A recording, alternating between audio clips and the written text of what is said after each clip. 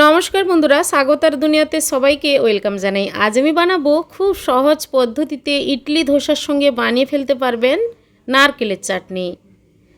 চলুন কিভাবে বানিয়েছি দেখানো যাক। সবার প্রথমে চিনেবাদাম 1 বাটি শুকনো কড়াই ভেজে খোসা ছাড়িয়ে দিয়ে দিলাম মিক্সি জারে। তারপর দিয়ে দিলাম নারকেল টুকরো টুকরো করে দিয়ে দিলাম।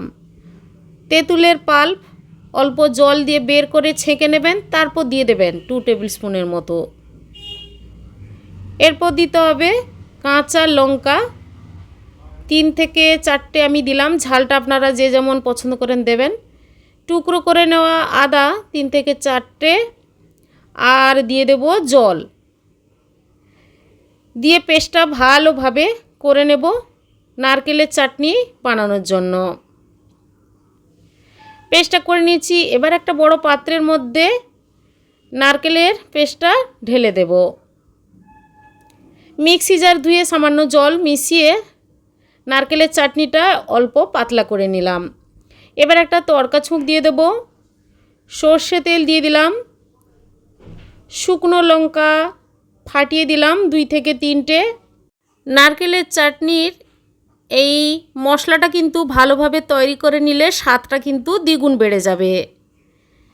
এরপর তেলের মধ্যে দিয়ে দেব কালো সর্ষে 1/2 টেবিল স্পুন দিয়ে দিলাম। গ্যাসের ফ্লেমটা কিন্তু অবশ্যই লো করে রাখবেন। এরপর দিয়ে দেব চানা ডাল,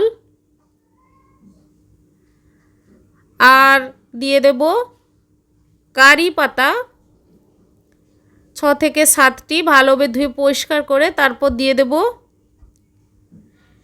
এই মশলাগুলো তেলের মধ্যে কিছুক্ষণ নাড়াচাড়া করব। সুন্দর একটা গন্ধ বেরোলে সবার লাস্টে সামান্য কাশ্মীরি লঙ্কার গুঁড়ো দিলাম, কালারটা ভালো আসবে নারকেলের চাটনিতে। দিয়ে গ্যাসটা অফ করে নারকেলের চাটনিতে ঢেলে ভালোভাবে মাখিয়ে নেব। তাহলে যে কোনো সময় আপনারা এই নারকেলের চাটনি বানিয়ে ইডলি ধোসা সঙ্গে আপনারা খাবেন, অপূর্ব লাগবে।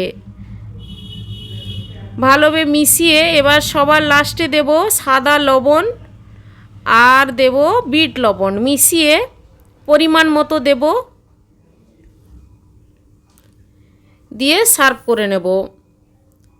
বন্ধুরা, এভাবে নারকেলের চাটনি সহজ পদ্ধতিতে অল্প সময়ে বানিয়ে ট্রাই করে দেখুন। কেমন হয়েছে কমেন্ট করে কিন্তু অবশ্যই জানাবেন বন্ধুরা। লাইক করবেন, আর আমার চ্যানেলে নতুন বন্ধু হতে চাইলে আমার চ্যানেলটি সাবস্ক্রাইব করে নেওয়ার অনুরোধ থাকলো বন্ধুরা। আমি ধোসা বানাচ্ছি, আর ধোসার রেসিপিটা কিন্তু আমার এই চ্যানেলে দেওয়া আছে, আপনারা দেখে নেবেন। ধোসার সঙ্গে নারকেলের চাটনি দিয়ে সার্ভ করে নিলাম। তাহলে বন্ধুরা আজ এই পর্যন্ত, সবাই ভালো থাকুন।